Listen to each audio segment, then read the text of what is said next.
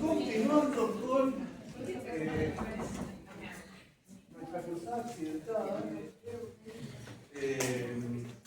yo ya le había avisado que hoy estamos esperando hoy tenemos una invitada muy especial, muy querida por Ariadna y por mí, que es la doctora Graciela Maravilla. Recién llegada de Alemania, además, que nos va a venir a hablar un poco de uno de los temas de investigación que ella ha trabajado, que viene trabajando en los últimos años, que tiene que ver con la obra de Daniel Magnus. Como saben, tenemos dos textos de Magnus, uno obligatorio prácticos y otro obligatorio teóricos. Hoy se enteraron que entra en el parcial, así que nos va a servir todo lo que Graciela comparta. Yo igual te tengo que presentar y tengo acá cosas anotadas. Graciela Wamba fue profesora titular o a cargo de literatura alemana desde el año 2003 hasta el año 2023. Fue también titular del área de capacitaciones en lengua alemana, seguramente aquí alguna ha cruzado las capacitaciones. Es especialista en un montón de temas, entre ellos expresionismo, muchas cosas que hemos visto, trabajado, tienen que ver con cosas que Graciela viene haciendo y que tenemos guardadas, ¿no? En el YouTube de la cátedra, en literatura comparada, en el eje Argentina-Alemania para pensar migración, dictadura, nazismo, en exilio y literatura, en el holocausto, la literatura argentina, un tema del que también hemos hablado bastante y que les compartimos algún video que Graciela tiene a partir del Ministerio de Educación, armado. Actualmente es la directora de la maestría en literaturas comparadas, uno de los posgrados de nuestra facultad. Fundó y fue presidenta en dos oportunidades de la Asociación Argentina de Germanistas, ¿sí? Organizó las jornadas en los años 2010 y 2021. Una de esas jornadas fueron virtuales, están todas subidas al canal de la cátedra si alguien quiere verlas. Introdujo en la cátedra temas que tienen que ver con perspectivas de derechos humanos, memoria, género, comparatística, intermediariedad. Trabajamos cine un poco por todo lo que Graciela abrió previamente para que podamos trabajar, cine o historieta. Actualmente sigue formando gente y sigue trabajando en el marco de la dirección de la maestría, pero también en el doctorado binacional que existe entre la Facultad de Humanidades y la Universidad de Rostock en Alemania. Es la primera mujer doctorada en germanística en Argentina, en una universidad pública, ¿sí? No hubo muchas más después, tampoco digo, ay, pero bueno, fue pionera, aunque a algunas no les guste, fue pionera. Yo siento siempre que Graciela es como es una figura muy importante para nuestra cátedra, es una suerte de agente de emancipación del conocimiento que ha abierto un montón de campos y que ha dirigido un montón de tesis a mucha gente. Mi tesis doctoral la dirigió Graciela, la tesis doctoral de Atilio Rubino, que hablamos el otro día, el profe de introducción también la dirigió Graciela, y de otros profesores. En el año 2024 fue designada profesora consulta honoraria extraordinaria de la Universidad Nacional de La Plata. ¿Sí? Es un grado honorífico debido a su trayectoria y sus aportes a nuestra facultad. Y en ese momento, para eso se juntan firmas. Graciela tuvo una convocatoria que logramos 240 adhesiones de todo el país y del exterior. Nunca reciben tantas adhesiones los profesores con sus extraordinarios. Eso tiene que ver con una trayectoria y un modo de pensar la docencia y la investigación, ¿sí? Y por último, y no menos importante, en 2024 fue campeona sudamericana de powerlifting, de levantamiento de pesas.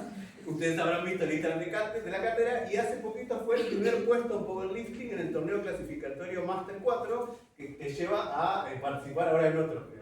Era en Argentina. Así que, bueno, gracias por estar acá y nada. Cursada 2026, conoce a Graciela Wamba. Nuestra idea era hacer dos charlas con Graciela, pero el cuatrimestre fue accidentado, así que vamos con una. Seguramente va a haber otras actividades futuras en las que van a estar invitadas que va a estar Graciela. Bueno, yo primero quería explicar cómo llegué personalmente a Daniel Magnus, y tiene que ver con que, para tratar de que mi enfoque como especialista en literatura alemana tuviera un alcance o sirviera para algo dentro de lo que es el contexto de la Argentina, a mediados de los 90 empecé a trabajar lo que eran las biografías o la novela biográfica y la novela de entrevistas acerca de las relaciones familiares. Básicamente me interesaba cómo la literatura argentina se estaba adaptando al primer colapso grande que hubo cultural de la década 90, que fue durante la época de Menem, donde se generó mucho exilio, sobre todo de gente joven, y la necesidad de salir del país.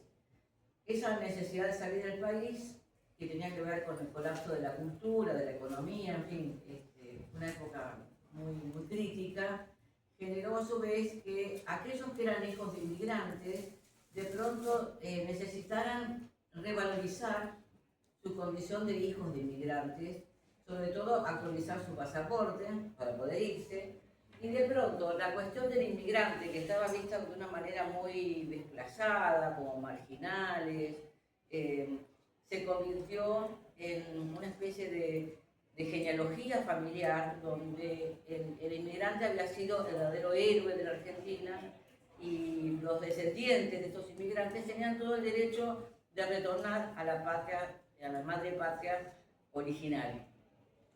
Eso genera un exilio, sobre todo de intelectuales, muy fuerte, y de escritores que deciden exilarse en España, en Francia, en Alemania, y al mismo tiempo dar cuenta de que esta cultura argentina, que ellos de alguna manera renuncian, está condicionada o fuertemente conformada por la presencia de sus padres y abuelos, que de alguna manera dejaron una impronta, y que por ese mismo motivo vale la pena hacer historia de ellos, hacer novela de ellos. Por ese motivo yo empecé a buscar todas las historias que hubiera de abuelas, de madres, de padres, extranjeros, inmigrantes, y cómo estos escritores jóvenes intentaban hacer una línea de descendencia, cruzadas a su vez por una cuestión muy importante, que es esta. Durante el menemismo se produce un gran ataque antisemita, antijudío, hay una gran persecución, incluso ideológica, contra los judíos. Muchos judíos emigran justamente por sentir que ya no tienen lugar en la Argentina. Y casualmente, estos judíos, sobre todo los que son descendientes de judíos alemanes, vieron la necesidad de hacer ver que, si bien ellos son argentinos, hay en su historia familiar una catástrofe cultural, económica, política, existencial tan fuerte como la que se ha vivido con la dictadura, que son los abuelos o los padres que han vivido el Holocausto, que han estado en campos de concentración, que son sobrevivientes de las persecuciones antisemitas. Y que de alguna manera esa necesidad de volver a escribir la historia tiene que ver con que el pasado de la Argentina, el famoso pasado reciente, se vuelve a analizar desde otro punto de vista. O sea, cómo es que los descendientes de las víctimas del Holocausto tienen que seguir viviendo la misma situación de persecución, de crimen, de castigo, como han vivido los anteriores. Y así surge toda una literatura donde se relaciona la vivencia del Holocausto en las generaciones anteriores con la vivencia de ellos, de estos jóvenes que son también hijos de la dictadura, hijos de las persecuciones, de las desapariciones y demás. Y así comienza a hacerse una especie de rulo temático, donde comenzamos a interpretar el pasado reciente argentino con la dictadura militar como una forma semejante, o como se toma el Holocausto y la persecución judía durante la Segunda Guerra Mundial como una especie de recurso retórico para explicar la vivencia que ha habido aquí de la prisión, las capturas. Bueno, ya saben lo que es la dictadura militar en su conjunto. Bien, entonces, buscando títulos que me sirvieran para esta teoría que yo estaba manejando, empecé a juntar historias, o sea, novela La Madre, la novela Papá. Era muy gracioso porque iba completando el árbol familiar. Cuando ya estaba terminando de armar todo esto, cae en mis manos la novela La Abuela de Ariel Magnus. Así llegué a Ariel Magnus, o sea, era justo un escritor joven. En general esta este grupo de escritores son de la década, nacidos entre el 75 y el 80. Es toda una generación de escritores muy importantes, donde ellos, habiendo abandonado la Argentina, comienzan a escribir novelas sobre la vida de los padres o de los abuelos, y con todo lo que puede ser persecución política, en fin, exilio, destierro. Bien, no solo en Argentina, sino en Latinoamérica, pero yo me ocupé más que nada en Argentina.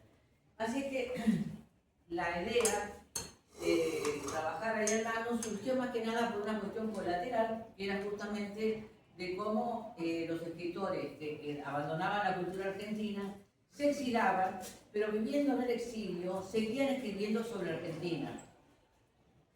Y surge un fenómeno que es muy importante, y son los escritores argentinos cuya temática en la escritura es básicamente sobre la cultura argentina y lo que ha pasado, pero escriben desde el exterior, y algunos de ellos escriben en otra lengua. Es el caso de Laura Alcoba. O sea, también la lengua, nuestro castellano sigue siendo una lengua tabú, y eligen hablar sobre Argentina, pero desde otra lengua. Entonces, esa generación de escritores, bueno, ahora ya no son jóvenes, pero en su momento lo eran, eran así como una constante, que el tema del destierro, como un destino de todos los intelectuales argentinos y de los escritores, destierro del cual ya se habla en el caso de Cortázar, por ejemplo. O sea, es el modelo cortázariano, o sea, residen en París, siguen escribiendo con temática de la Argentina, pero se alejan totalmente de las circunstancias políticas de la cultura que han abandonado. Sin embargo, hay siempre un retorno. Bien, la cuestión es que cuando me parecía que ya Ariel Magnus no me iba a atrapar más con sus temas, había algo en él que me venía muy bien, y era el hecho de que él conservaba su nacionalidad alemana, porque su familia, tanto por parte de madre como de padre, son judíos alemanes. O sea, ellos han sido ciudadanos alemanes y han tenido que abandonar o han perdido la ciudadanía por ser perseguidos como judíos. Ese fenómeno que se pierde la nacionalidad. En el caso de Ariel Magnus, una parte de la familia, la parte materna, son judíos alemanes que emigraron a Brasil. Y ahí hay una cuestión muy importante, y es que hay colonias de judíos alemanes muy asentadas en el sur de Brasil y en la Argentina. Y los padres y la familia, digamos, paterna de Magnus son judíos de Berlín, de muy buen pasar, que fueron empresarios, que se instalaron en la Argentina y que se quedaron permanentemente acá, de manera tal que Magnus empieza hablando de la abuela, estamos hablando de 2006, pero al mismo tiempo va a continuar a lo largo de su escritura, va a continuar hablando de la familia, porque va a ser la línea genealógica de su condición de judío alemán argentino. Y lo más interesante como fenómeno de nuestra cultura es que continuamente se dice, bueno, ¿yo qué soy? ¿Soy judío, soy alemán o soy argentino? Más allá de donde viva y qué pasaporte uso para cruzar las fronteras, ¿dónde está mi identidad? Y lo más interesante es que esa identidad que él intenta establecer es la unión o la fusión de su condición de argentino, de su condición de judío y su condición de alemán. Lo cual parece una mezcla un poco extraña y conflictiva, ya que al ser descendientes de judíos alemanes, en un principio su familia tiene un gran odio hacia Alemania y un gran rencor, porque han perdido todo y han despedido a muchas personas, y sin embargo él, como sus hermanos, terminan viviendo en Alemania. De hecho, Ariel Magnus hizo su tesis doctoral en Alemania, vivió en Alemania, después trató de vivir en Argentina y ahora finalmente está viviendo en Alemania de nuevo. Con una etapa de maduración muy importante, porque en el interín ya cumplió 50 años, ya no es el joven que era cuando yo lo empecé a estudiar, se dio cuenta de que él ya puede escribir en dos lenguas. Entonces tenemos como etapa de evolución de Ariel Magnus que, si bien en un principio escribe sobre la realidad de su abuela en español, traduciendo lo que la abuela le dice en alemán y lo poco que le dice en portugués, porque la abuela apenas aprendió a hablar portugués, así que habla una mezcla rara. En vez de trasladar esos conocimientos, la operación que hace él en esta etapa, digamos, no concluyendo, porque todavía es joven, pero en esta etapa vuelve a tocar los temas de la abuela, pero desde otra perspectiva. Y lo más importante es que él concibe una obra que esta salió en el 2023, que la escribe directamente en alemán y aparece en alemán porque está pensada para el público alemán.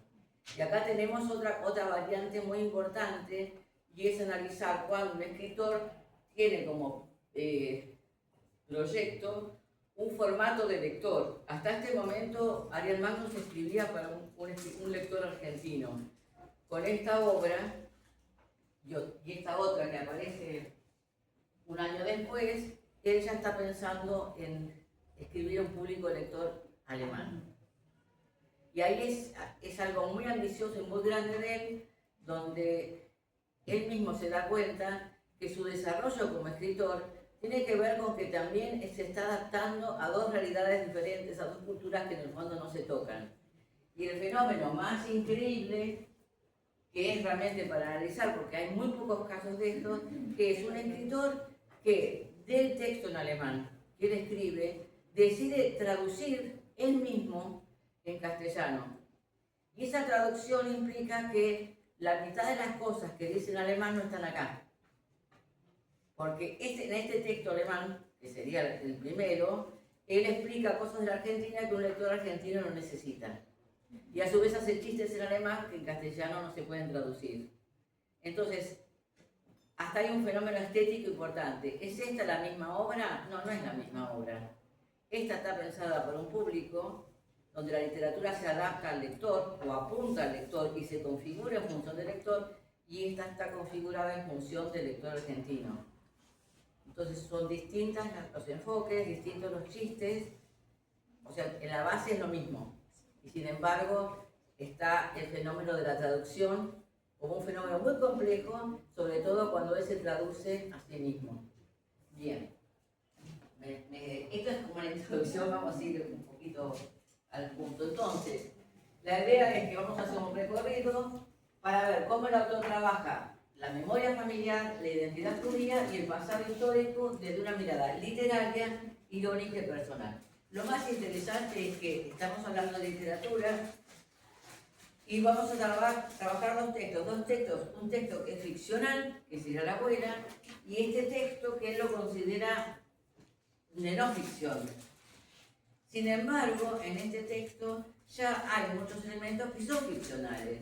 Entonces, también en su concepto de ficción y no ficción está en un límite muy de crisis de siglo XXI, donde el mismo escritor ya no sabe dónde está la ficción y la no ficción. Le cuesta mucho mantener los límites.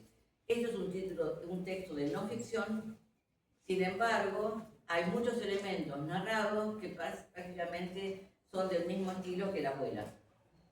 Entonces hay como un desvanecimiento de las fronteras entre lo que es la concepción de ficción y no ficción. Justo estábamos viendo un poco aquí del horizonte para... Claro, bueno, ese es otro también que deja mucho que hablar.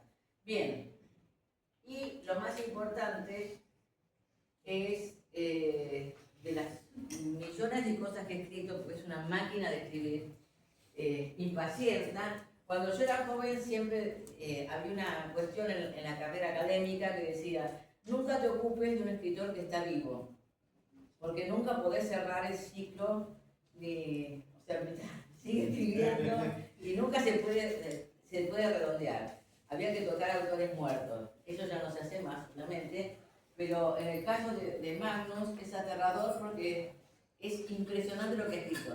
Fíjense que acá cuando uno escribe para dos culturas, para dos lenguas, hay un problema que es cómo lograr el formato libro. El texto de la abuela en castellano tiene una foto de las manos de la abuela, muy expresivas y demás.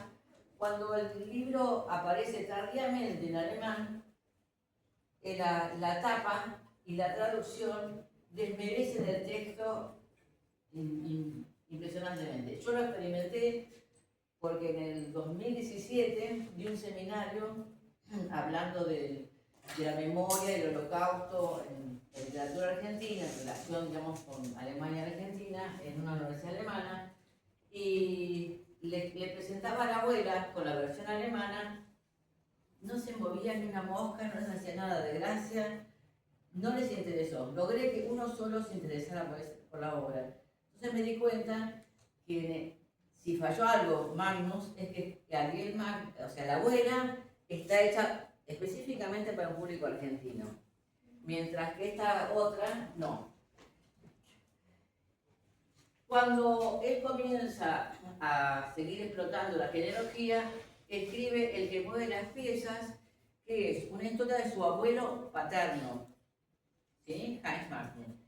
Y el abuelo utiliza un cruce literario muy interesante, y es que en 1930 Stefan Zweig, que es un escritor judío austríaco, viene a Argentina a una reunión del Pen Club importantísima, y justamente en ese momento en que él viene a esa reunión del Pen Club internacional, hay una gran competencia de ajedrez. Y él escribe, Stefan Zweig, se llama Schachnovelle, que es la novela de ajedrez. No me acuerdo cómo está traducida al castellano. Novela de... Bueno. También escribió tanto que no me acuerdo. Sí, otro que también... Bueno, entonces él inventa que el abuelo, que era periodista, se lo imagina el abuelo periodista participando de las competencias de ajedrez, haciendo un relevamiento periodístico de todo eso, y hay una intriga de espionaje y demás en esas competencias de ajedrez. Eso es el que mueve las piezas. Entonces él continúa con la línea de analizar la vida de estos judíos que se instalan después del Holocausto, en el caso de la abuela, o en el caso de Heinz Magnus, su abuelo paterno, que se instalan en Argentina antes de que empiece la Segunda Guerra Mundial, antes de que tengan que abandonar el país. Bien. Mientras tanto, él sigue escribiendo y, por ejemplo, tiene una obra bastante reciente que se llama La Fiesta del Fauno, donde también inventa, él tiene un dato de que el primer productor de novelas, de películas pornográficas en Argentina, era un alemán. Entonces, en La Fiesta del Fauno también inventa que es el abuelo, el cineasta, que empieza a hacer las primeras películas pornográficas. Tiene una imaginación más que... Bien. Y se sigue ocupando de estos personajes que la historia argentina acalla o que en algún momento fueron silenciados. Y, por ejemplo, escribe una novela que se llama Einstein en un quilombo, donde justamente lo que trata de mostrar es que cuando llega Einstein a la Argentina como físico, premio Nobel y demás, en ese momento hay un gran antisemitismo, y le da más importancia a la figura de un militar que viene de visita al mismo tiempo que Einstein, y Einstein, por ser judío, lo acallan, lo hacen publicidad, pero poco, ¿no? Entonces, se lo imagina Einstein visitando un prostíbulo en Argentina. Es muy gracioso. También es un gran momento de época. En plena pandemia, da un salto más grande todavía en lo que es la figura épica de la abuela, y él decide hacer una novela, El Desafortunado. Yo me acuerdo que le dije El Desterrado en la entrevista y se quedó como, yo no escribí nada del Desterrado. Bueno, se me confundió el título. Donde él habla de la historia de Adolf Eichmann, que fue como un nazi que escapó a la Argentina y que en mayo de 1961 fue capturado por el Mossad, por el servicio secreto israelí en la Argentina, y lo secuestran y lo llevan en secreto a Israel. Y ese secuestro de Eichmann fue un caso diplomático muy importante, justamente era la época de Frondizi, o sea, el gobierno democrático, elegido y demás, que estaba con las manos atadas de que no podían extraditar a Eichmann a Israel, entonces el Mossad se lo llevó en secreto, y de Eichmann hubo un gran juicio en Jerusalén, del cual escribió Hannah Arendt, y donde empieza a hablar de la banalidad del mal. Así que fíjense que Eichmann es en la cultura, digamos, de lo que es el holocausto, las secuelas del holocausto, un hito muy importante, al punto tal de que la gente sigue hablando de la banalidad del mal de Hannah Arendt como concepto, no se dan cuenta que ella lo hace cuando analiza los testimonios de Eichmann en el juicio como nazi que ocurre en Jerusalén. Estoy explicando, por ahí saben todos quién es Eichmann, pero me pasó que también una vez en Alemania, no hace mucho, en el 23, empecé a hablar todo, mi gran tema era nazis y judíos en literatura argentina, en unas relaciones, y estaba en un seminario de posgrado en Alemania, tenía 15 personas, de las 15 personas había todos alemanes, había 12 que nunca habían escuchado la palabra, no sabían quién era Eichmann. Y ahí aprendí que por más que sea obvio para todos, yo tengo que explicar quién es quién, porque si no, se quedan en... Seguimos entonces con este tema de los inmigrantes judíos alemanes, su inserción en Argentina, y tiene este libro que se llama Heavy, de Agustina Schuster, que es una... Bueno, Agustina Schuster no es el nombre de la chica, pero es una historia realmente brillante, donde él hace una especie de entrevista, donde este personaje femenino cuenta su vida como desde Berlín, por qué abandonó la Argentina, y en la Argentina cuenta que es hija de inmigrantes alemanes, abusada por el padre. Es terrible la historia, pero es brillante porque de alguna manera ella tiene que dejar Argentina por todo lo que implica ese contexto, y el padre de alguna manera está disculpado dentro de la comunidad alemana porque es alemán y no puede ser un violento ni un abusador, un pedófilo. En fin, es una historia hermosa. Muy recomendable. Sí, muy valiente, muy escrita con muy buen estilo, es brillante. Él tampoco le da mucha historia, se asombró cuando el año pasado le comentamos lo buena que era esa historia, sobre todo porque tiene la valentía de una persona a la cual entrevista, y ojo, que eso es lo más interesante, él entrevista a esta Agustina Schuster usando el mismo recurso que usó con la abuela, o sea, la entrevista, le graba, le hace preguntas y usa el mismo recurso, de manera que esta Agustina sería una especie de versión 2.0 de la abuela, habiendo pasado más de 20 años, o bueno, 20 años, ¿sí? Entonces es interesante ver cómo él vuelve a los recursos literarios que usó con la abuela para 20 años después marcar también un destino de una mujer que lucha contra todo tipo de circunstancias, y de alguna manera la inmigración genera la liberación de todos sus conflictos. Así como la abuela escapó de campos de concentración y terminó en Brasil, este personaje, esta abuela 2.0, deja la Argentina y vive en Alemania, pierde contacto con toda esa realidad que es la Argentina, y de esa manera sana, ¿no?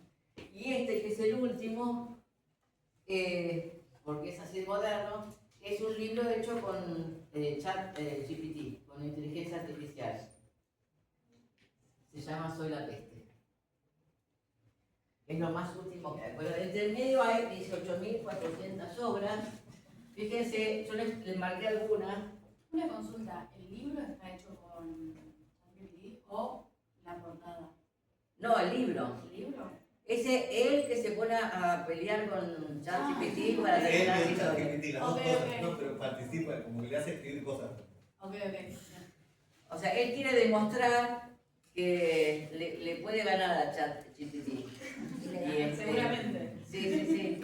Pero es todo el conflicto que tiene con Y es muy interesante porque es su forma de aportar algo así como algo que por ahí ustedes saben. O sea, yo por lo menos lo que veo, sobre todo la gente que está en la carrera de inglés o de francés, que le dicen, no, inteligencia artificial, no, ni la toquen, no, va a ser van a arruinar su vida, es el enemigo y demás. Y en vez de alentarlos a conocer cómo son los funcionamientos de inteligencia artificial, los desalientan como pasaba cuando empezaron la computación y decían, no, viste, la computadora va a ser la muerte de la escritura a mano, o bueno, esa forma de estigmatizar lo que tiene que ser una herramienta más. No puede ser el cuco al que le tengamos miedo, sino que tenemos que aprender a usarlo. Es mi humilde opinión, pero bueno, no importa. Tiene, por ejemplo, una novela sobre los redonditos de ricota que se llama La cuadratura de la redondez, que lo quiero mencionar justamente por la muerte de Lidio Solari, donde es genial, porque se imagina un filólogo alemán que viene a Buenos Aires porque está haciendo un estudio lingüístico de las letras de los redonditos de ricota. Obviamente que Ariel Magnus es ricotero, a full. Entonces, este alemán, el lingüista, tiene esa inocencia de querer entender los textos de los redonditos. Y entra a vivir en Argentina y le pasa de todo. Es genial. Y por eso se llama La cuadratura de la redondez, porque él se considera como un enigma para él encontrar el sentido a las letras de los redonditos. Entonces pregunta, interviene, es muy graciosa. Es brillante, pero es realmente para alguien que conoce un poco la clave de esta cultura. Por eso les digo, en él, aún desde el extranjero, en él hay una gran añoranza de lo que es la cultura argentina, pero la puede valorar y apreciar estando afuera. Fíjense que empezamos en 2006 y ahí viene algo muy gracioso. Y es que, por ejemplo, la primera novela que se traduce en alemán es Un chino en bicicleta. Y es lo primero que traducen, ¿por qué? Porque él quiere hablar de cómo un inmigrante está estigmatizado como un posible criminal y la sensación de extranjero, él no lo lograba si no se imaginaba un chino en Buenos Aires. Y fíjense que eso es 2007, un año después de la abuela. Y viene una noticia de un chino que aparece que incendiaba mueblerías. Y es la historia de ese chino que no se adapta, que lo estigmatiza, lo termina preso. Esa novela fue traducida 10 años antes que La abuela.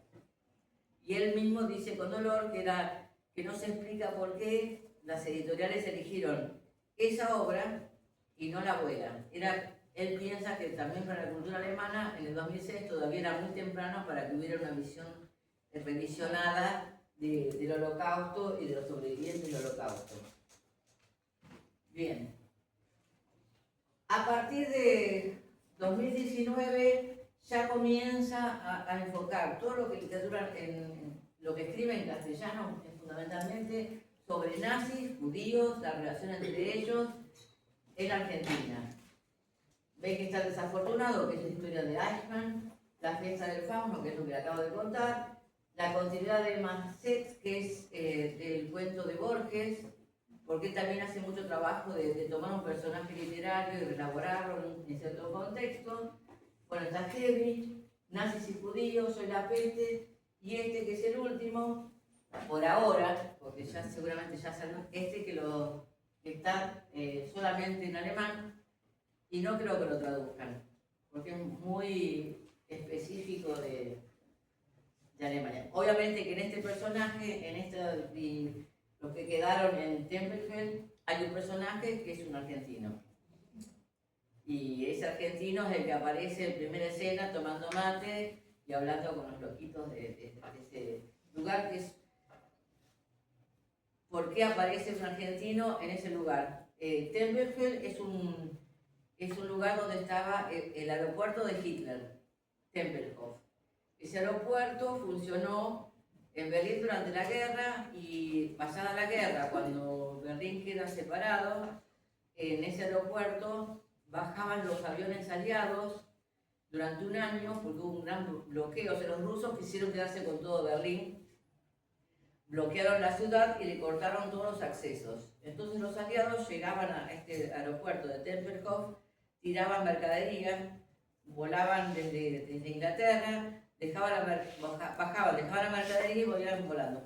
Creo que aterrizaba un avión cada 25 minutos. Y fue la manera en que la población de Berlín Oeste o Berlín Occidental, sobrevivió un año estando totalmente bloqueados. Y los rusos después de un año se dieron cuenta de que no servía el bloqueo y aflojaron y dejaron vivir. O sea que ese aeropuerto es una especie de resumen de lo que pasó en la Segunda Guerra Mundial y lo que pasó después durante la separación de las dos Alemanias. Y es interesante que el personaje que aparece en esta novela es un argentino, que por supuesto se llama Santiago, que es un argentino con apellido alemán. Bueno. ¿Por qué vamos a empezar con la memoria familiar como un tema literario en la abuela? La figura de la abuela es el puente entre generaciones. Esto es lo más interesante, porque él sigue hablando de este enlace de las generaciones a través de los abuelos. ¿Por qué? Porque también en Ariel Magnum se da a un fenómeno que es la memoria de la tercera generación. Es muy importante esto porque son ellos, esta generación de escritores argentinos jóvenes para la década de los 90, ellos comienzan a hablar de sus padres, si sus padres han participado de la dictadura militar, tanto como de víctimas como victimarios, pero también están hablando del pasado de sus abuelos. Ellos son, en cuestiones de memoria, hay un fenómeno muy importante y es que la generación inmediatamente que los sigue, que en este caso serían los padres, deciden no hablar. O sea, los que han sido víctimas no hablan con la generación inmediata. Y los nietos tienen la función, como tercera generación, de recrear lo vivido por los abuelos. Entonces, Ariel Magnum, de alguna manera, conforma esta cuestión de la memoria en la tercera generación. La memoria de los abuelos es una forma de recuperar un pasado que ha sido omitido. Un caso diferente es el de Mariana Eva Pérez. ¿Ustedes leyeron La princesa montonera o tienen en cuenta? Bueno, en ese caso ella habla de sus padres. Es un caso diferente de cómo se trabaja la memoria. Entonces interesa ver, cuando se habla de literatura y memoria, las distintas relaciones que hay entre las generaciones. Porque básicamente hay una época de silencio que se da, dado un hecho traumático, el que lo vive, lo silencia y lo calla por una generación. Y la tercera generación, o sea, los nietos, son los que empiezan a recuperar el pasado de los abuelos, porque sus padres se quedaron en silencio. ¿Sí? Bueno, entonces, desde ese punto de vista, la historia personal, la necesidad de hacer literatura sobre esa generación que tuvo que silenciarse y padeció, es una forma de revisitar el pasado y recuperar los matices. Lo más importante de la abuela no es que haya sido sobreviviente del Holocausto, sino que la abuela en sí refleja esas zonas grises, y no era que solamente que todos los alemanes eran nazis, todos los judíos eran buenos y que todos eran víctimas o victimarios. Lo que muestra es que la abuela en sí tiene una visión de la realidad totalmente diferente y poco ortodoxa de lo que fue el Holocausto. Entonces cuenta cosas que, bueno, ahora vamos a comentar. Y la tonalidad, que es la que mantiene Magnum permanentemente, hay un tono intimista, o sea, hay una presentación de los personajes en su intimidad más cercana. Él lo hace con mucho cuidado con la abuela y lo sigue haciendo con los personajes, o sea, logra entrar en la intimidad de esas figuras. Lo hace, por ejemplo, en Heavy, esa obra que yo les dije que es como la abuela 2.0. pero al mismo tiempo utiliza la ironía. Y la ironía es una forma de crítica. En la ironía él esconde, él dice, yo no necesito, si a mí me dicen judío de mierda, lo dicen en nazis y judíos, yo no reacciono, porque nunca fue vestido la violencia. Mi forma de rebelarme ante las injusticias y ante las agresiones es la ironía. Con la ironía se logra mucho más que con la fuerza y demás. O sea, ese tono irónico es algo típico y es quizás lo más difícil de traducir. Por eso les decía, cuando se le traduce la abuela al alemán, se pierde un montón, y cuando él quiere traducir esta obra que escribe en alemán, habiendo aprendido la lección, dice, no, la voy a traducir yo, y yo voy a acomodar el texto para que no pierda la ironía, y las ironías que escribí en el idioma alemán, las convierte en ironías para el castellano, al público nacional argentino. Bueno, entonces, ¿cuáles son las características de este estilo? Algo muy claro, que él lo comienza a decir en la abuela. Mi idea no es hacer literatura del Holocausto. Para eso hay gentes, hay historiadores, hay escritores. Yo no tengo nada que ver con ese género literario. Ariel Magnus es antiacadémico. A él no le interesa para nada lo que la academia dice de él. Es una persona, tiene formación y todo, pero justamente por eso la rechazan. Y ya de joven lo que intenta decir es, bueno, voy a recomponer el pasado, pero lo mío no es literatura del Holocausto. No tengo nada que ver con eso que es un género literario, ¿sí?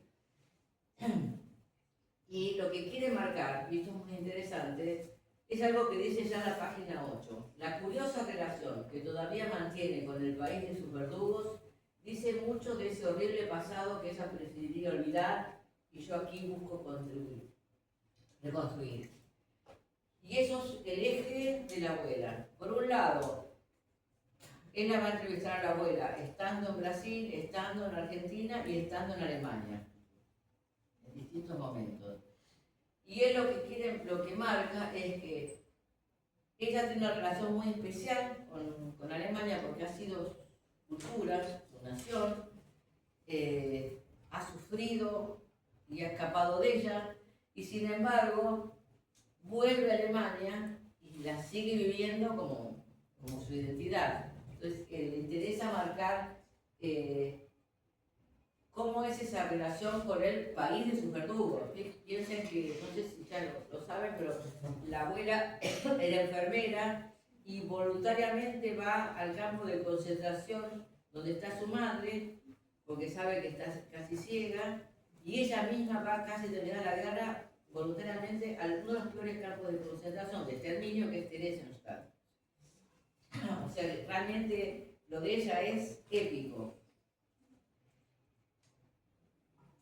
La idea de este pasado migrante está marcada porque algunos capítulos mezclan Alemania, Brasil y la parte de Argentina, y siempre está este juego entre el pasado remoto y el presente. Ese pasado que de alguna manera la abuela quiere olvidar, pero por las preguntas del nieto lo revive, y ese pasado está confrontado con el presente, y ese presente puede ser tanto Brasil como Alemania. Y empieza de una manera bastante light, o sea, cuando él cuenta que fueron entrevistas que hizo estando en Porto Alegre con la abuela y demás, que así empezaron, grabaciones que él hizo, las primeras experiencias son lo que la abuela recuerda como forma de recuperar el pasado, pero las cosas menos graves o menos violentas.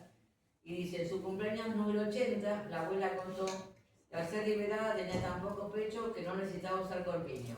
Que durante su estadía en Suecia tenía que cambiar de talla mes a mes, y que después el asunto creció tanto que le costaba encontrar su salida.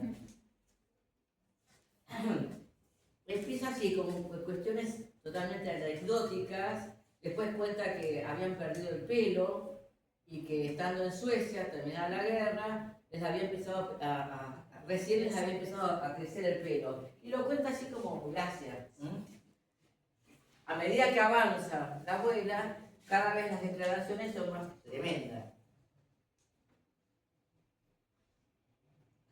Una de las genialidades es deslindar aquello que por cliché o por, en fin, por cuestiones culturales manejamos como ciertas características y pensamos que justamente hay ciertas virtudes o defectos que son típicos de la nacionalidad de nuestros abuelos, y creo que esto es algo muy gracioso, sobre todo en mi caso, que yo he vivido tanto en Alemania, cada vez que leo te dije, tienen razón, pero bueno, dice que esa obsesión por no gastar en teléfono o en agua no le viene de judía, como creía yo, sino de alemana. Muchas de las cosas que yo, siguiendo antiguos prejuicios antisemitas, creía que mi familia se debían a sus raíces judaicas, en realidad proceden de su estirpe germana. Empezando por la avaricia. El ahorro, a una costa del disfrute, es una parte tan fundamental de la cultura alemana como el chucrut. La gente aquí corre detrás de las ofertas, igual que la abuela, mi madre, campeonas de la compra innecesaria pero baratita. O sea, empieza con, como ya les digo, empieza así con cosas muy geniales. Esta para mí es una genialidad porque encima es cierto.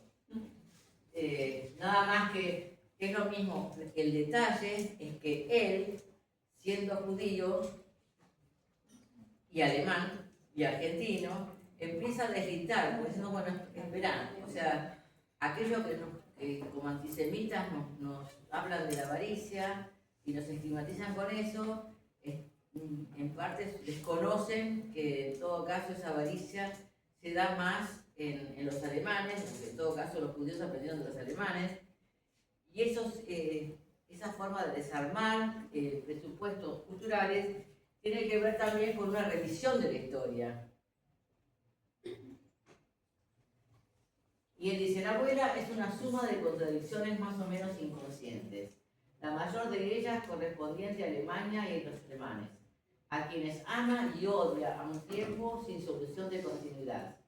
En esa paradoja fueron educados sus hijos y también los hijos de sus hijos, entendiblemente. Y esto es ese conflicto entre amor y odio. La abuela va a Alemania, recibe dinero de Alemania, dinero que normalmente todos reciben por las personas familiares que han perdido, por haber estado en un campo de concentración, pero nunca tramita la ciudadanía alemana, nunca la recupera, porque en el momento que pierden la ciudadanía, en un principio el trámite, pasada la Segunda Guerra Mundial, era volver a tramitar la ciudadanía alemana. Y la abuela se niega, se queda con la nacionalidad brasileña. Pero sin embargo, sigue yendo a Alemania y sigue teniendo los mismos hábitos cuando está en Alemania y cuando vivía en Alemania. Entonces el hijo lo que ve es que en el fondo maldice, es el país de sus verdugos, y sin embargo está allí y lo disfruta. Y lo sigue sintiendo como su cultura, porque de hecho lo fue. Y hay un momento que para mí es brillante, donde Ariel Magnus se ríe de lo que es la cultura de la memoria y la cultura del exilio. Es un momento brillante, pero para esto se necesitan muchas explicaciones que no las voy a pasar. La idea es la siguiente. La abuela se queja de lo que es la cultura del exilio y del holocausto. Y se queja de una manera muy especial, y Magnus lo maneja muy bien. En Berlín hay un museo, que es el Museo Judío, una obra arquitectónica famosa de un arquitecto israelí, Libeskind, que no era alemán, era de Israel y tampoco sabía alemán, y hace ese museo. Entonces la abuela acepta ir con sus nietos, en ese caso sería el hermano, y el hermano que es músico, que están viviendo en Alemania, y lo primero que hacen, a la entrada del museo, hay como paneles con todas las personas desaparecidas en los campos de concentración y demás. Y juegan con la abuela, a ver la abuela quién conoce de todos esos. Y la abuela dice, no, ese está mal, porque ese está vivo, no, este no era él. Entonces se divierten con eso, porque diciendo, bueno, la abuela tiene mejor memoria que todos estos que han instalado un museo que realmente es espectacular, que tiene un montón de salas y demás. Y en otro momento, en el museo hay una parte donde se invita al que visita el museo a experimentar el exilio. Y camina por un lugar donde están las perspectivas rotas, o sea que hay desniveles, hay paredes, y en teoría es como que perdés el eje. Y la abuela, y otro momento en que tenés que experimentar el encierro, que te dejan en un patio cerrado y se cierra la puerta. Y la abuela está indignada, porque le parece una payasada. Y aparte dice, ¿qué vas a ver si ella ni siquiera vivió en Alemania? No, ni siquiera sabe, le parece una payasada. Esa payasada en realidad le parece a Ariel Magnus. O sea, sí. Y también cuando van a, no sé si a los campos de concentración o al museo, que se quedan en la puerta y no entran, se quedan tomando un café. Sí, no quiere saber nada. Sí, porque van a Weimar y está Buchenwald. Y está el nieto que llega tarde del tren. Son 3 hermanos que viven en Alemania. Y que el abuelo lo quiere matar porque es el único despistado. Y que ni siquiera sabía que era un campo de concentración. Fíjate esa marca. Que hay un nieto que ni siquiera sabe lo que es un campo de concentración. Y la abuela que dice, no, esta cultura de la memoria, estos monumentos, son para la gente que no vivió. A ella no le mueve un pelo y le parece una payasada. Y esa desconstrucción de algo que para la cultura alemana es muy importante, o sea, la cultura de la memoria y de la revisión del pasado, también es una crítica. Lo que pasa es que hay que leer el trasfondo. En esa ironía, ese personaje de la abuela implica una crítica muy importante. Y también está el trauma familiar, cómo se hereda el trauma. Y hay una frase del padre, de Tomás Magnus, que es genial, que dice, tu abuela sobrevivió a Auschwitz. Me dijo alguna vez mi padre, pero tu madre sobrevivió a la abuela. Y eso yo pensé que era una exageración. Bueno, voy a seguir después. Mi madre también le tiene más aversión a Alemania que la abuela. Supongo que eso viene de que es fácil transmitir el rencor justificado, objetivo, que en casos como este se tiene por el país donde uno nació, pero no así el cariño incomprensible, absurdo, que fatalmente perdura pese a todo. Ese es el nudo de la cuestión, ¿no? ¿Cómo es que la cultura en la que nacemos, que nos hace daño, que nos perjudica, que nos persigue, sin embargo, la seguimos queriendo? Él quiere llegar a eso. O sea, ¿cómo se construye esa identidad? ¿Sobre qué base? Yo pensé que esto es una historia de él, del 2006 y demás. El año pasado viene Ariel Magnus a la Argentina, pues cumplía 50 años, en fin, venía a presentar el libro y demás. Y presentó el libro en distintos lugares. Y había una recepción en la embajada alemana donde Ariel Magnus iba a hablar, lo entrevistaba, además una recepción en la embajada alemana.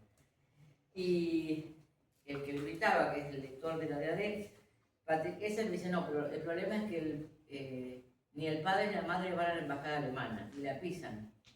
Él va a estar presente en la escuela Pestalozzi, donde el padre es profesor. Ahí sí va a estar Tommy, el padre de... Dice, pero la embajada no. Ni la madre ni el padre piensan en la embajada alemana. O sea, es cierto. Esa segunda generación, para ellos está claro, Alemania no va. Es el país de los verdugos, no quieren saber nada. Piensen que ha pasado el tiempo. Sus hijos están viviendo en Alemania y sin embargo el padre por principio no pisa la embajada. O sea, es fuerte. Quiere decir ¿En Alemania sí fueron no? ¿Esos padres? Sí, son alemanes. Sí. El asunto, lo gracioso de todo ellos es que ellos conservaron la ciudadanía alemana. Y, o sea, tanto el padre como él y sus hermanos, todos tienen ciudadanía alemana. La tuvieron siempre. Porque por el lado de Magnus no se la quitaron, entonces siguieron tramitándola. Y el padre, tanto toda la línea Magnus, siguieron yendo a colegios alemanes, hablando en alemán, conservaron todo eso. Pero eso tiene que ver también con algo que se ocupa, y es que dentro de la comunidad alemana hay una gran diferencia entre el que es Ashkenazí y el que es sefaradí. Entonces, Ashkenazí es el judío europeo. Básicamente, Ashkenazí viene de Ashkenaz, que quiere decir Alemania en hebreo. Entonces, dentro de la comunidad judía hay una gran distinción entre el que habla alemán y el que habla yiddish y el que habla árabe o turco o lo que sea. El que es sefaradí, que es de la expulsión de la península ibérica, de los judíos que migran hacia Turquía y hacia esa zona, hay una gran diferencia entre ellos y los Ashkenazí, que son los judíos asentados en el centro de Europa, más los judíos de Rusia, que son otra categoría. Entonces, dentro de la mecánica de las comunidades judías en Argentina, el judío alemán siempre se apartó y es considerado por los demás como unos soberbios, engreídos, que se creen superiores. O sea, hay tensiones dentro de la comunidad judía que están marcadas, y él las marca mucho tiempo. Sobre todo que, por ejemplo, cuenta que en la casa nadie hablaba yiddish, todos hablaban alemán. Y era una constante. Yo he seguido la migración judío-alemana en Latinoamérica con detalles más por otros autores, y también se marca mucho eso. O sea, el judío alemán, de habla alemana, prácticamente no tiene palabras en yiddish, es raro. El yiddish viene más que nada por los judíos que emigran de Rusia. O bueno, digamos, de zonas eslavas y del ámbito sur. Bueno. Y acá viene una frase que para mí me moriré insistiendo que es icónica, y es, bueno, Oma quiere decir abuelita en alemán, ¿sí? Entonces, es que nunca hasta entonces había tomado verdadera conciencia de lo que había vivido la Oma. A pesar de que mis padres no se cansaran de recordarme sus sufrimientos, a pesar de que cada persona a la que refería su historia quedaba boquiabierta, lo cierto es que yo me sentía mucho más cercano a la tragedia de mis amigos con padres desaparecidos que a mi propia historia familiar. Siempre me sentí más hijo de la ESMA que nieto de Auschwitz, por así decirlo. Y esta para mí es una frase importantísima, porque fíjense que en un mismo autor se condensa algo que fue un nudo narrativo muy interesante, que es comparar el fenómeno del Holocausto con la secuela de la dictadura militar. Entonces, ese acopio, esa apropiación de los términos, la idea del Holocausto, de genocidio, de persecución, para explicar el fenómeno de los militares, no es casual, sino que coincide con que en una misma familia se han dado los dos hechos históricos importantes en la familia argentina, de tener, por un lado, por una generación el Holocausto, y por otro lado, la persecución durante la dictadura militar. Así que hijo de la ESMA o nieto de Auschwitz para mí es brillante. O sea, él sentía realmente que era más importante ser hijo de la ESMA que nieto de Auschwitz. Le parecía que no era relevante su condición de nieto del Holocausto. Y acá está algo que incluso ahora, donde la condición de judío está muy cuestionada, piensen, justamente me estaba pensando para mí que es muy difícil explicar el sionismo en este momento y cómo se manipula la cuestión de que entre esa confrontación entre Israel y Palestina, que se habla de los judíos como nazis y con técnicas del nazismo y demás. Es muy difícil. Si hay algo que yo aprendí a lo largo del tiempo es que los conflictos de Oriente son de Oriente y uno no se tiene que meter porque son conflictos que llevan siglos. Es muy difícil de juzgar, pero justamente me interesa ver dónde está la incorrección política de la abuela. La abuela no logra tener una visión blanco y negro de las cosas, sino que siempre percibe matices. Sus ideas al respecto son políticamente bastante incorrectas, y solo si no fuera porque es judía y sobreviviente, bien podría ser acusada de simpatizar con ideas neonazis. De hecho, me avergüenza con recordarlo, cuando era chico, yo llegué a creer que la abuela se había salvado de Auschwitz por haber colaborado con los malos. Y fíjense que el matiz que él marca como ironía, en el fondo ahora se usa políticamente para analizar el conflicto de Israel y Palestina, donde se habla de que Israel usa recursos o actitudes que son propias de los nazis. O sea que, claro, es la abuela, él es jovencito, pero él está dando con un meollo de la cuestión donde hay situaciones de guerra y de persecución donde los extremos se tocan. Y esto es 2006, fíjense que lo escribió hace 20 años. Y sin embargo, muchas cosas que él ve han ocurrido en la actualidad. Bueno, ahora vamos a hacer el paso de lo que él, en su evolución, es cómo va hacia lo histórico, de lo familiar a lo colectivo. La experiencia judía vinculada con Europa, la persecución y la Segunda Guerra Mundial. Y ahí es donde él pasa a hablar de su abuelo Heinz Magnus en el año 30, de Stefan Zweig, y el antisemitismo previo a la Segunda Guerra Mundial en Argentina. Pasa a hablar de Eichmann y sigue haciendo esta épica familiar donde el personaje de la abuela siempre aparece. Aunque no tenga nada que ver, aparece la abuela como una heroína del cómic, valiente, enfrentándose a Eichmann y demás. Entonces siempre aparece esa figura de la abuela permanentemente, como para seguir el rastro de toda ella. Y lo más importante, que es una evolución reciente de él, es que Magnus muestra cómo, si bien hace ficción, hay investigación y hay reflexión. Y tanto en la novela de Eichmann como en esta, lo que van a encontrar es una bibliografía. O sea, él investiga y lee los libros más importantes, los archivos más importantes. El trabajo de investigación que hay en cada uno de sus libros es impresionante. El de Eichmann es impresionante.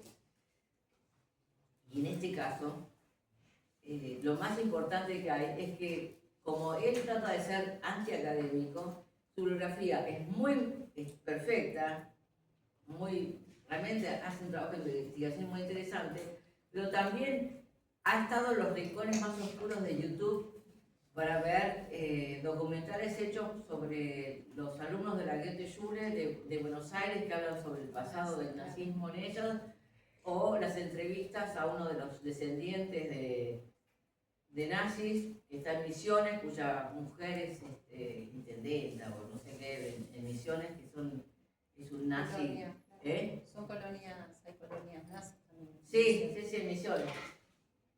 Y para eso te cita de YouTube, que yo sé que las horas que se ha perdido, estando aún en Alemania, para ver y encontrar las cosas que cuentan.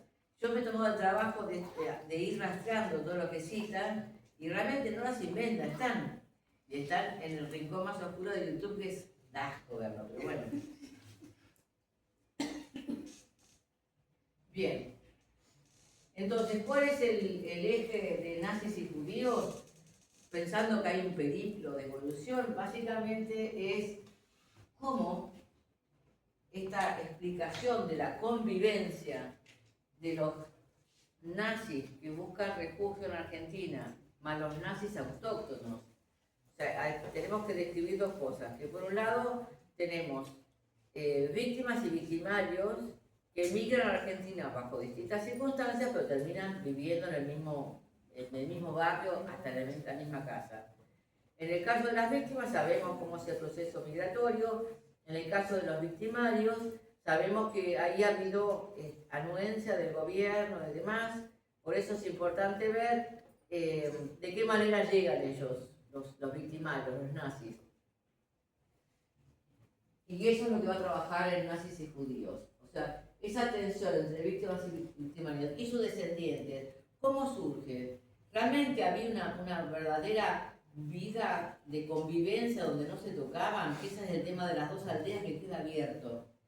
Y acá hay que hablar de un tema muy importante, y es que desde más o menos la década del 60, cuando se habla de las comunidades alemanas, sobre todo en Buenos Aires, y cómo convivieron los distintos momentos políticos, donde algunos se hacen antinazis y otros nazis completos, y a su vez organizados en comunidades, organizados culturalmente. Un historiador que habló de las dos aldeas, como que había una aldea que eran los hablantes de alemán de origen judío, que tenían su propia vida, y los hablantes alemanes de origen alemán, que seguían hablando de la cultura alemana, pero no se contactaban, no tenían contacto uno con otro. Esta idea de que hay dos aldeas que convivieron, pero no se mezclaron entre sí, la intenta mostrar a través de una experiencia íntima o biográfica. Lo que quiere mostrar Ariel Magnus es que esas aldeas no existieron, que en el fondo convivían, que no hubo tanta separación, no hubo una vida de guetos separados. Y la idea de que hablar del holocausto, pero sin solemnidad, desde un punto de vista crítico e irónico, que eso también es muy importante. Y es el fuerte de él, es justamente tocar los temas más difíciles con cierta ironía. Para ello, yo copié el índice. Primero voy a hacer una referencia. En diciembre del año pasado, Patrick Esser, que es el que lo invitó a Ariel Magnus, lo entrevista y dice: la literatura pensada en función del lector, Alemania me volvió más judío. Y dice: son públicos completamente diferentes. Fíjense lo que dice Magnus hace menos de un año. Hablando del público alemán y el público argentino. Y hablando del libro, no sé si es judíos. Son públicos completamente diferentes. Lo escribí en alemán. En realidad el encargo fue escribir un libro. No me dijeron que fuera en alemán. Pero justamente porque era por encargo, porque era para alemanes, de un tema cercano en el que iba a dar muchas cosas por supuestas, dije no, lo hago en alemán. Así ya tenés al público al que está dirigido en la cabeza. Así ya tenés, lo que escribí está también pensado para ellos y no iba a dar nada, por supuesto. Las palabras que usé, las que iba a tener que explicar, las circunstancias históricas, todo estuvo pensado para explicárselo a alemanes. Entonces, traducirlo fue como el camino inverso. Y eso es, el que se dedica a la tautología, esto es un laboratorio de ideas. Porque el camino inverso también implica modificar el contenido. Cuando vemos el título, lo que vemos es que por un lado hay ensayo, por otro lado hay narración ficcional, supuestamente autoficcional, de su familia, con estudios o datos concretos históricos. Empieza con Notre Dame de Buenos Aires, donde marca que el abuelo convive con una familia de nazis, y que el abuelo se pelean con la alemana loca que vive arriba. Después aparece la palabra argento-alemán, y en argento hay una marca muy grande de porteñismo, me parece. Pero bueno, donde intenta marcar quién hace historia de la colectividad alemana y en función de qué, y empieza a trabajar acerca de todo lo que se escribió de la colectividad alemana con fines políticos o con orientación política. Entonces, donde prácticamente los judíos no se los mencionan. Porque es en la década del 50, donde el antisemitismo en Argentina era muy marcado. Después habla de los alemanes judíos como un fenómeno especial, porque fueron silenciados y a su vez nunca se pudieron integrar ni en la comunidad de los judíos ni en la comunidad de los alemanes. O sea, entre los judíos eran alemanes y entre los alemanes eran judíos. Entonces siempre quedaron como una forma de transgresión a todos los límites. Y habla del barón von Hirsch, que fue el que instaló las colonias judías en Argentina, y cómo de alguna manera en la historia nadie dice que ese varón era judío, y sin embargo las colonias fueron específicamente colonias de judíos alemanes, que después entraron otras comunidades.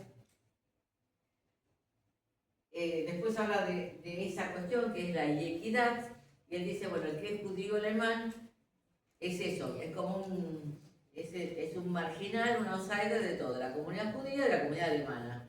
Y en sí misma pareciera ser una comunidad en sí misma, un fenómeno muy específico que se da en Argentina. Y usa esa palabra yeke, que es una palabra de yiddish, que puede ser yaque, puede ser chaqueta, o también puede ser yeke, en dialecto de Colonia es el payaso. Él dice, bueno, no se sabe muy bien la etimología, pero básicamente es gente que se distingue de una comunidad y de la otra. Después habla de las escuelas judío-alemanas, que son un fenómeno que se generan básicamente porque la familia más poderosa que tenía el periódico más importante, que eran los Alemán, de los cuales seguramente ustedes, a la única que conocen es a Katia Alemán, si es que la conocen. Y el padre ella era Fue militar. ministro. Sí, pero Sí. también estaba con los militares. Sí, fue ministro de Economía en la época de los militares. Bueno, ni siquiera la conocen a Katia Alemán, no se preocupen, no se van a morir por eso. Es una familia de origen suizo que hizo un periódico muy importante, la Argentinische Tageblatt, y en el momento de integrarse a la comunidad alemana y en pleno nazismo, donde se empieza a perseguir los judíos, ellos deciden fundar un colegio que es la Pestalozzi-Schule, la escuela Pestalozzi, que es un colegio para la comunidad alemana antinazi.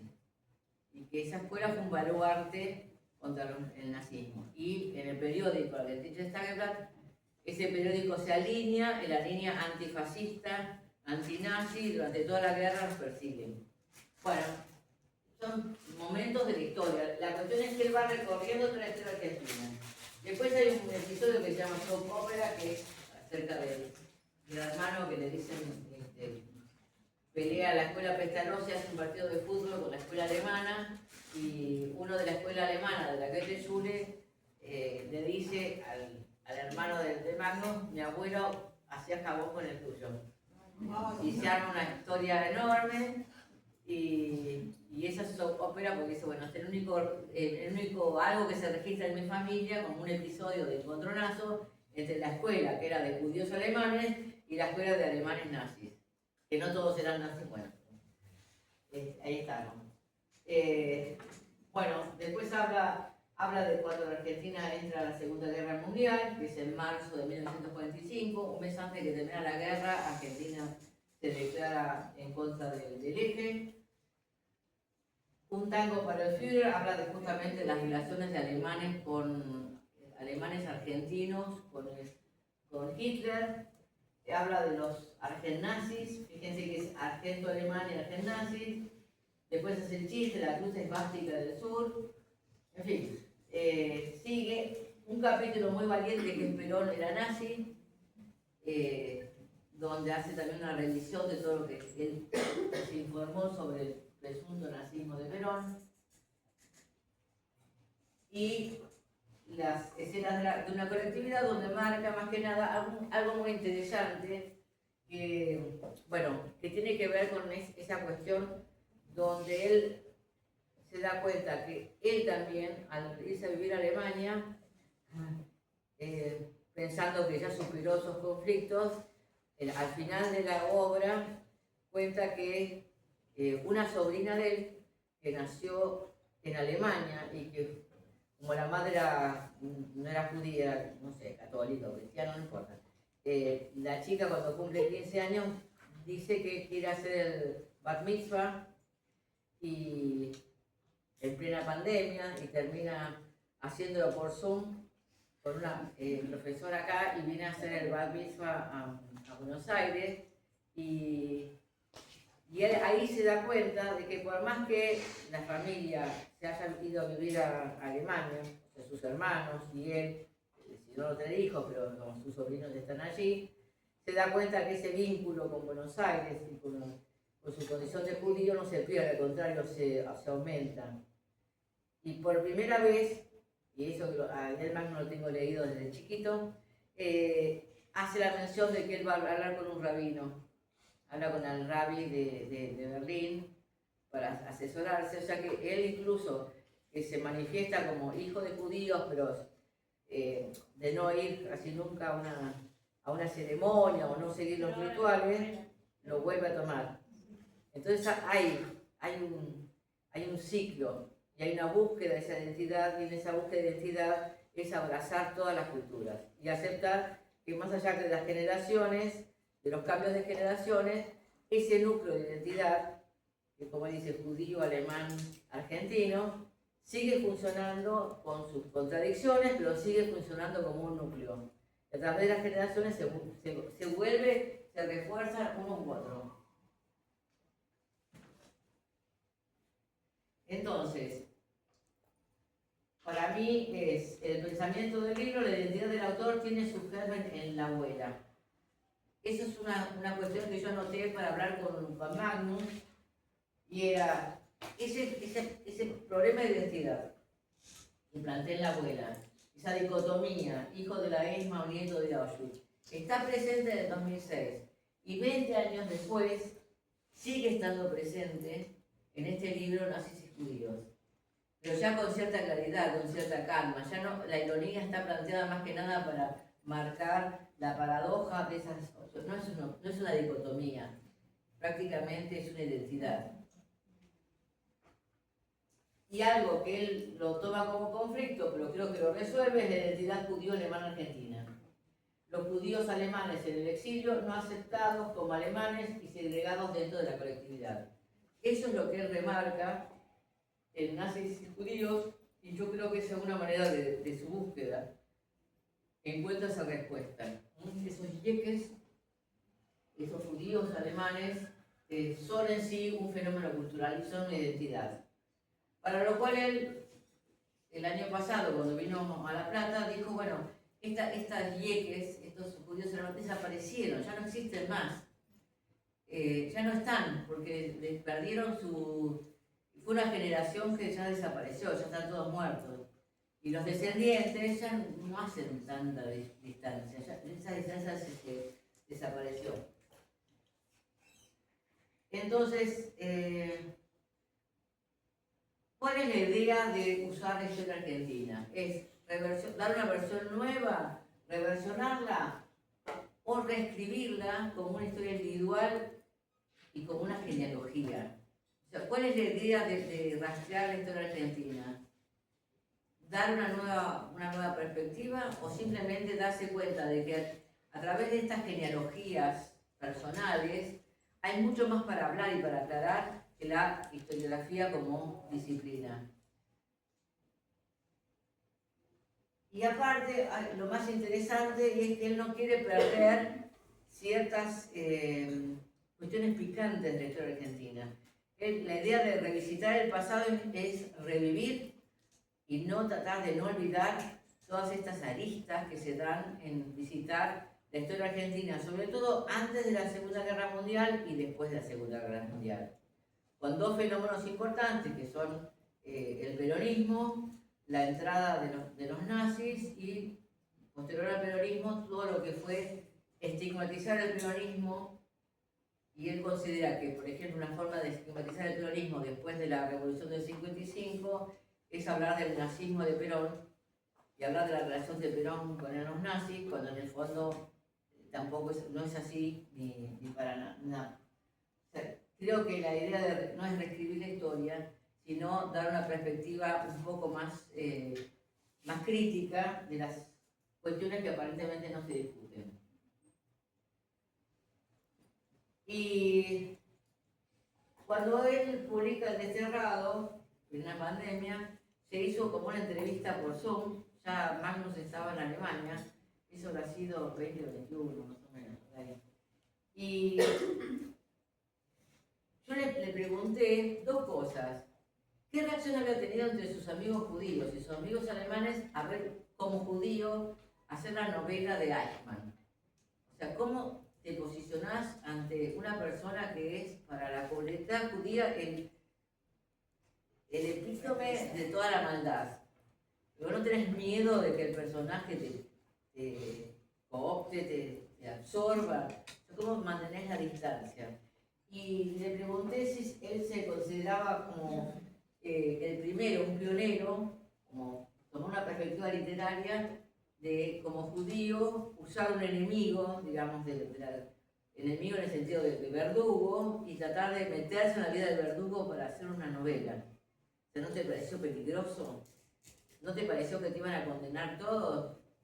Y lo que le pregunté también era si es un proyecto literario, si es que va a seguir usando, tratar de hacer la historia de los victimarios en la versión de las víctimas.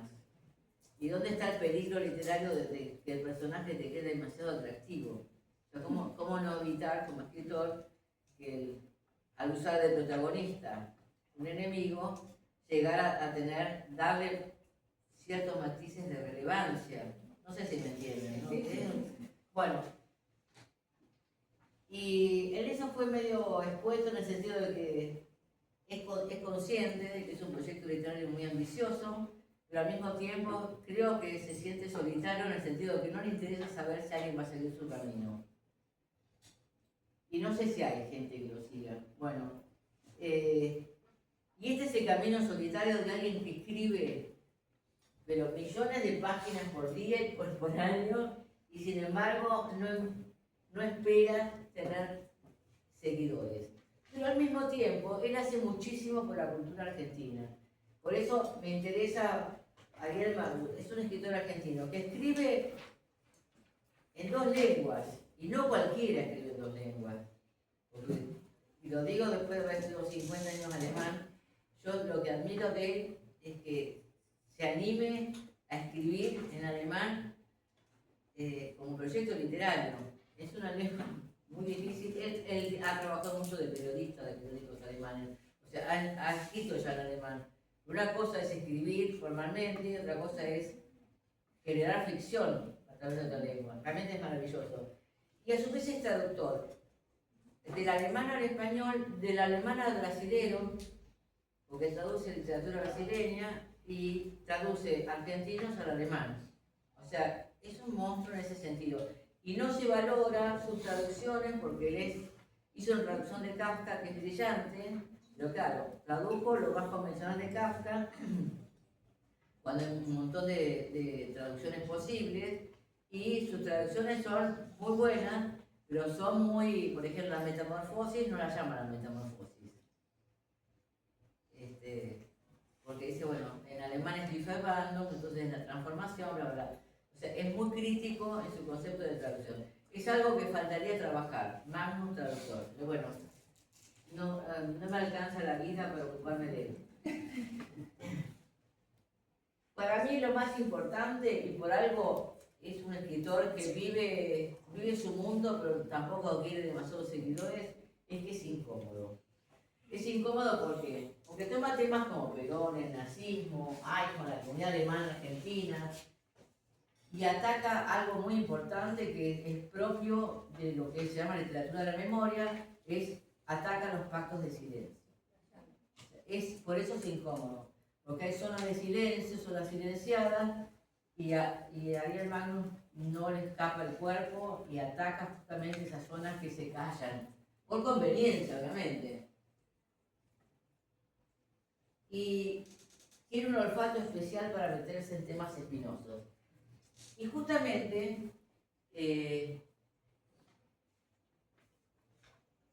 quiero rescatar que él, sabiendo que se mete en camisa de 11 varas, no solamente es traductor de sí mismo, sino que es un fenómeno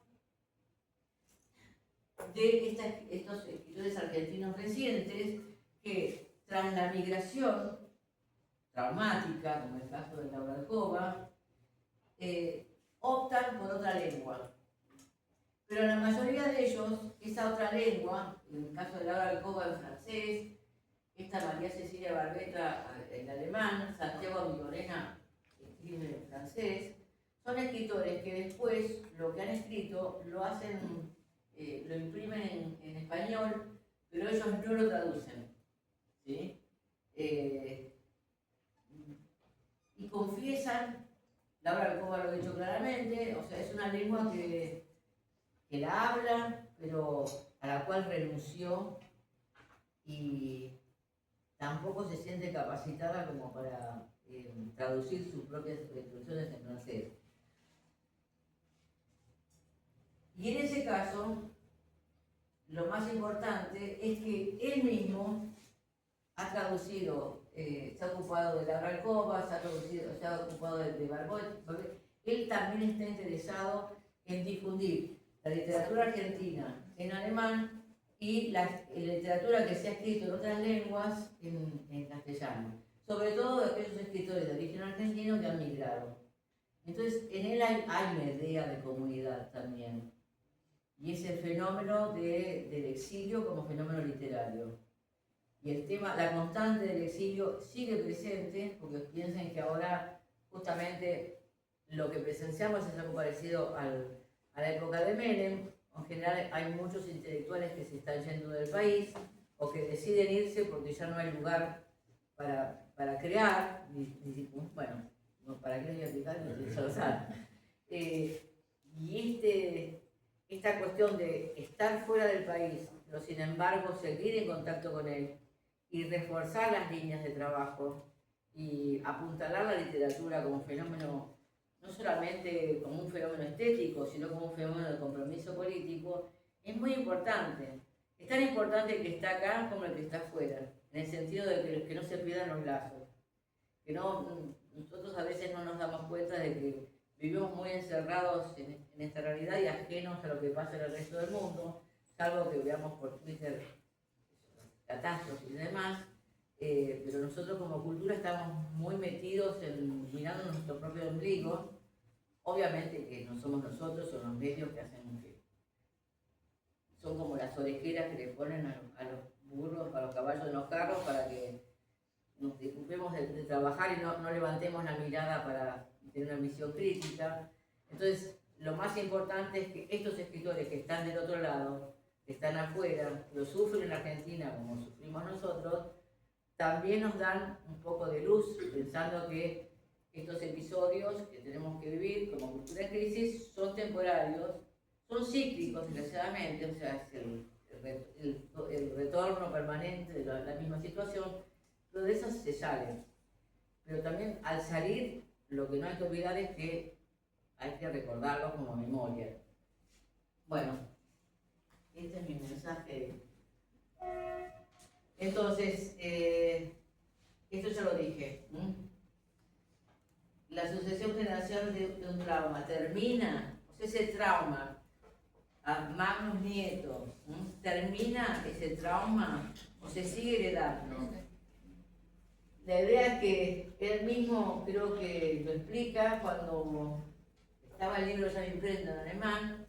Él participa del bar mitzvah de su sobrina Alma y se da cuenta cómo la historia se vuelve a dar, porque finalmente el bar mitzvah es en Argentina, vienen todos, qué sé yo, participan, bla, bla. Y él dice, cuando vuelve a Alemania, le pide al editor que le agregue ese párrafo del bar mitzvah de su sobrina, pues para él es como aclaratorio, es como una especie de cierre perfecto de la obra. Yo pienso que de alguna manera en Nazis y Judíos, en ese final, él está hablando de que todo tiene un equilibrio, que hay esas tensiones que se dan en el exilio, en la migración, en ese pasado traumático, finalmente logra formar un cosmos un poco armónico. Y la idea de que esa sobrina se vuelve a la Argentina, finalmente me contó Magnus, que es la que estudia medicina, que se vino a estudiar medicina acá en Argentina. Esta sobrina que hizo el bar mitzvah. Bueno, es como que la historia vuelve. Y de alguna manera eso implica que hay un equilibrio circular y que las tensiones y demás de alguna manera se van redondeando. Y dentro de lo que es el trauma familiar hay como una especie de conciliación. Creo que lo quiere ver como, veremos qué pasa con la próxima que escriba, porque ahora ganó un premio muy importante de una novela sobre un jerarca nazi también, que ganó un premio en España de un montón de dinero. Así que no sé qué va a pasar. Pero bueno, hasta ahora hay como una especie de final feliz, por así decir, de este periplo sobre desde la abuela hasta Nazis y judíos. Bueno, creo que ya terminé. Bueno, no terminé, pero sí. Él dice en Nazis y judíos algo muy importante que también tiene que ver con la conciliación con sus padres. Dice, a diferencia de los nostálgicos alemanes nazis, mis padres, hablando de sus padres, les enseñaron a sus hijos a amar el país en que vivían, aunque luego lo terminaran abandonando. Y él es interesante porque él dice, nosotros los yeques, los judíos alemanes, nos criamos argentos, básicamente. Contrariamente a la comunidad alemana nazi, que es un desprecio a lo argentino y una exaltación abrumadora a lo alemán. Entonces, nos enseñaron a querer la Argentina. Aunque no sigamos viviendo, el lazo ya está marcado. Y es lo que más valora de los padres. Y una de las cosas que también me llamó la atención, cómo los padres que odian a Alemania y que no quieren saber más nada, de alguna manera en esa educación que tuvieron como niños, lo que marca es que, dice, lo de negar la autoridad alemana en el círculo familiar y ocuparse de Israel como una forma de neutralizar el fondo negro de odio y rechazo que causa Alemania en la memoria de los judíos alemanes que tuvieron que abandonarla para no volver. Él ve que los padres, esa generación que es el silencio y es el odio no resuelto de Alemania, en general en su educación estaban más pendientes de ir a Israel. Él cuenta que su padre tenía la ilusión de ir a vivir a un kibbutz en Israel y instalarse allí, pero no lo logra porque la madre no quiso. Digamos, el enlace o su condición de judío estaba más relacionado con Israel que con el Holocausto. Entonces, de alguna manera, el fondo negro de odio hacia Alemania quedó desplazado por el amor a Israel, la idea de que en Israel podían llegar a vivir mejor, pero de hecho, ninguno de los hijos de Israel. Siendo que los padres de Ariel Magnus se conocieron cuando la madre que venía de Brasil y el padre que venía de Argentina se encontraron en el aeropuerto de Montevideo, camino a Israel, a ese año de kibbutz que les hace vivir. O sea, antes se usaba la comunidad judía que pasabas un año en un kibbutz en Israel después de la secundaria. Y ahí se conocieron los padres, camino a Israel. Si no, era imposible que se conocieran, que la madre de Ariel, que era hija de la OMA, que era alemana y vivía en Brasil, y el padre que era hijo de judíos alemanes en Buenos Aires. Así que eso queda marcado como resolución. Bueno, basta, no escribo más ni hablo más. Eso me quedó, el tema de las aldeas. Y dejé los espacios vacíos porque es un tema que hizo uno de mis doctorandos, lo trató, que se doctoró el año pasado con el argentino Stagler, el tema de las dos aldeas con las tensiones que persisten y la idea de que si existen o no. Así que bueno, listo. Se acabó. No, basta.